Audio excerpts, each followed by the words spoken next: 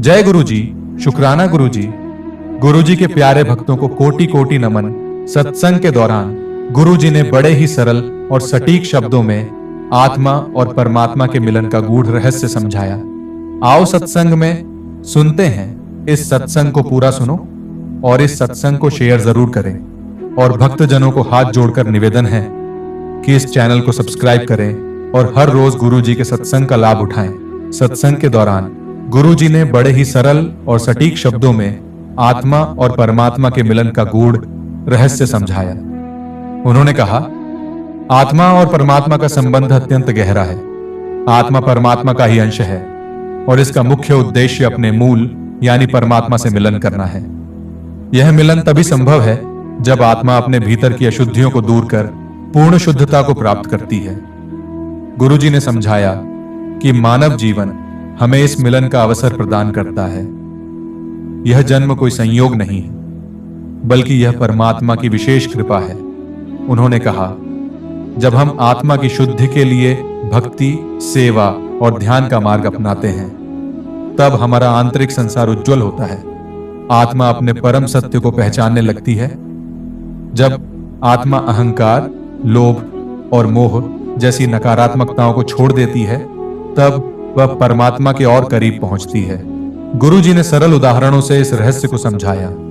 उन्होंने कहा, जैसे एक नदी का जल अपनी यात्रा के दौरान कई बाधाओं से गुजरते हुए सागर से मिलने का प्रयास करता है, वैसे ही आत्मा अपने सफर में कई बाधाओं और अज्ञान के पर्दे को पार कर परमात्मा से मिलन करती है। सत्संग में गुरु जी ने आत्मा और परमात्मा के मिलन के रहस्य को और गहराई से समझाया। उन्होंने बताया कि यह प्रक्रिया केवल बाहरी कर्म कांडों या औपचारिकताओं तक सीमित नहीं है, बल्कि यह एक आंतरिक यात्रा है। इस यात्रा में सबसे महत्वपूर्ण है आत्मा का आत्म जागरण और परमात्मा के प्रति पूर्ण समर्पण। गुरु जी ने कहा, परमात्मा से मिलन के लिए आत्मा को 3 मुख्य चरणों से गुजरना पड़ता है: शुद्धि, भक्ति और समर्पण। ये तीनों चरण आत्मा के भीतर छिपी असीम संभावनाओं को उजागर करते हैं। हर मानव के भीतर परमात्मा का अंश छिपा है, लेकिन जब तक हम अपनी आत्मा को पवित्र नहीं करेंगे, तब तक यह सत्य प्रकट नहीं हो सकता। पहला, आत्मा की शुद्धि। गुरु जी ने समझाया कि आत्मा की शुद्धि का अर्थ है मन, वचन और कर्म की पवित्रता।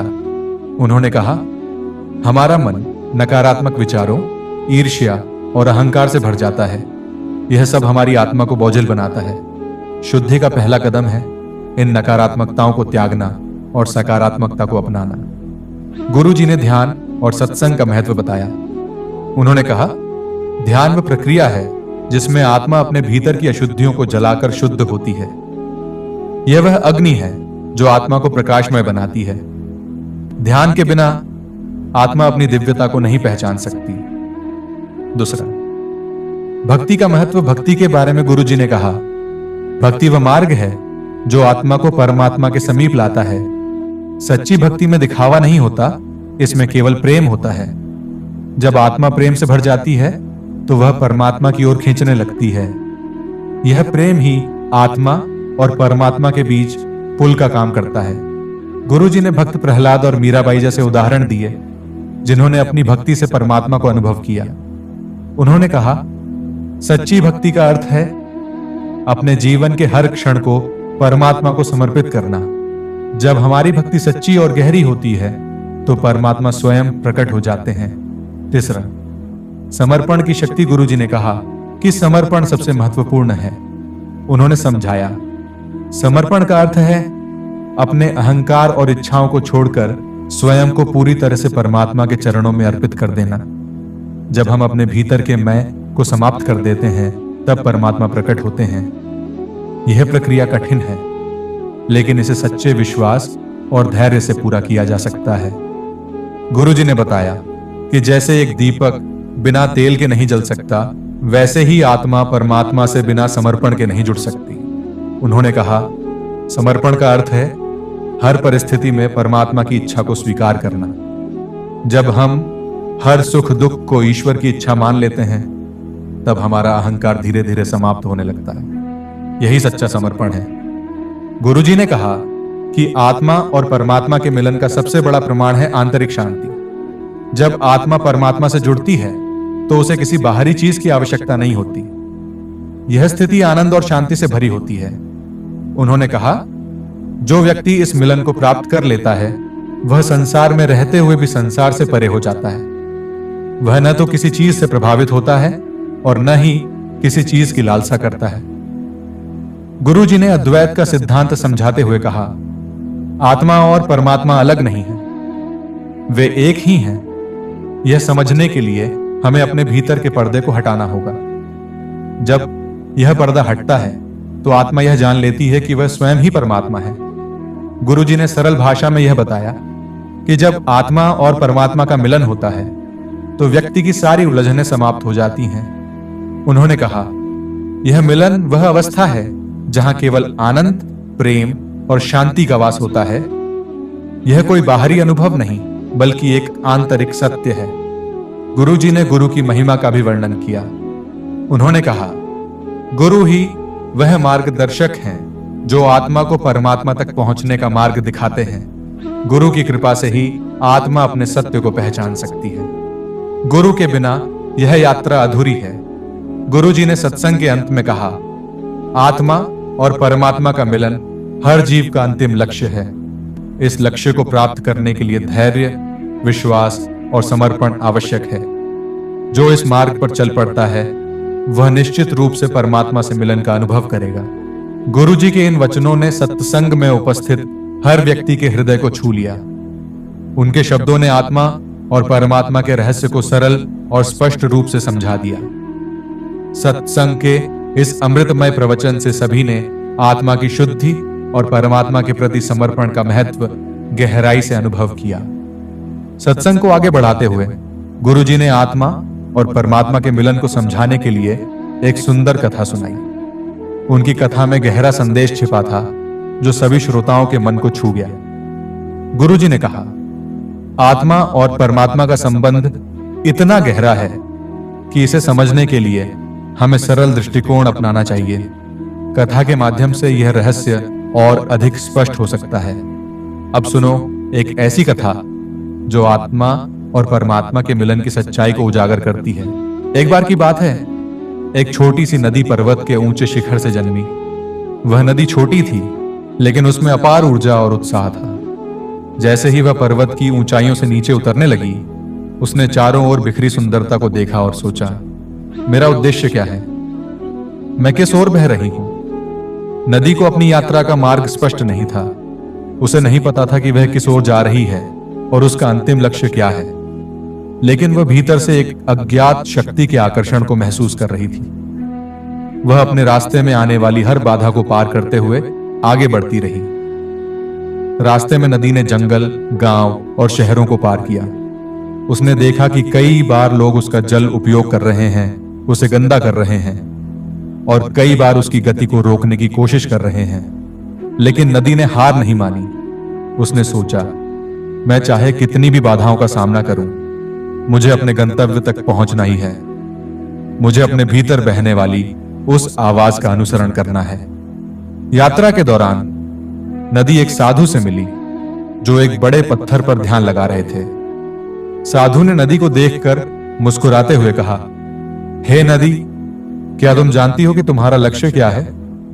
नदी ने उत्तर दिया, मैं नहीं जानती, लेकिन मैं अपने भीतर एक आवाज सुनती हूं जो मुझे आगे बढ़ने को कहती है।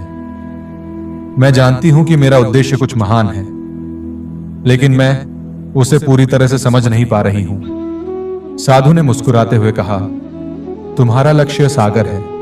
तुम सागर का ही अंश हो और तुम्हें उसी से मिलना है। यह तुम्हारी यात्रा का अंतिम सत्य है। लेकिन सागर तक पहुंचने के लिए तुम्हें धैर्य, समर्पण और विश्वास की आवश्यकता होगी।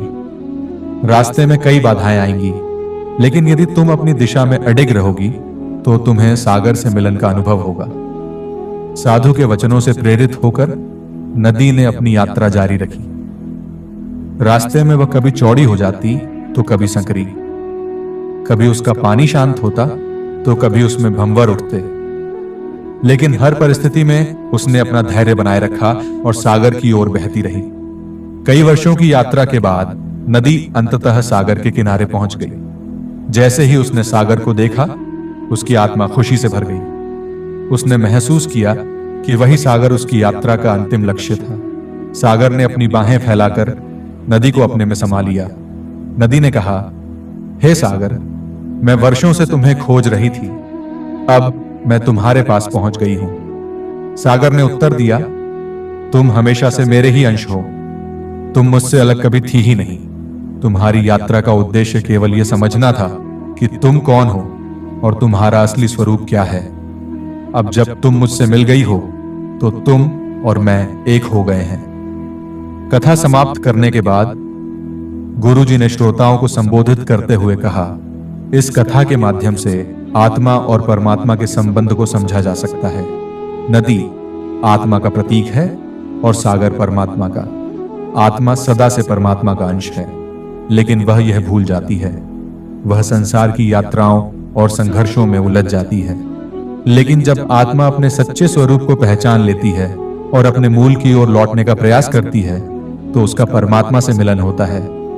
गुरुजी ने आगे कहा, नदी की तरह आत्मा को भी कई बाधाओं और कठिनाइयों का सामना करना पड़ता है। ये बाधाएं हमारे भीतर की वासनाएं, अहंकार और अज्ञानता है। जब हम इन पर विजय प्राप्त कर लेते हैं और अपने भीतर की दिव्यता को पहचानते हैं, तब आत्मा परमात्मा से मिलन कर लेती है। गुरुजी ने समझाया कि साधु ने नदी को जो 3 गुण बताए, धैर्य, समर्पण और विश्वास, वही आत्मा की यात्रा में सबसे महत्वपूर्ण है। उन्होंने कहा, धैर्य हमें हर परिस्थिति में स्थिर रहने की शक्ति देता है, समर्पण हमें अहंकार से मुक्त करता है और विश्वास हमें परमात्मा के प्रति जुड़ाव बनाए रखने में मदद करता है। जब ये 3 गुण हमारे जीवन का हिस्सा बन जाते हैं, तो आत्मा का परमात्मा से मिलन निश्चित हो जाता है। गुरुजी ने अंत में कहा, आत्मा और परमात्मा का मिलन कोई बाहरी घटना नहीं है, यह एक आंतरिक अनुभव है। जब आत्मा अपने भीतर के सत्य को पहचान लेती है, तो वह जान जाती है कि वह स्वयं ही परमात्मा है।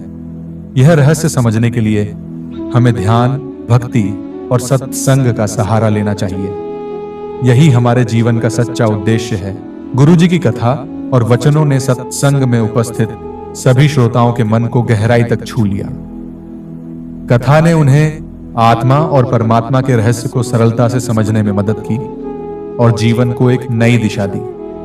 जय गुरुजी। शुक्राना गुरुजी। गुरुजी के प्यारे भक्तों, आज का सत्संग आपको कैसा लगा, कृपया कमेंट करके जरूर बताएं। इस सत्संग को अपने रिश्तेदारों और प्रियजनों के साथ साझा करें, ताकि उनकी आत्मा भी परमात्मा से जुड़ सके। यदि आपके मन में कोई उलझन है, तो उसे हमारे साथ साझा करें। हम आपके मन की उलझन को सत्संग के माध्यम से समाधान लाने का हर संभव प्रयास करेंगे। शुक्राना गुरुजी।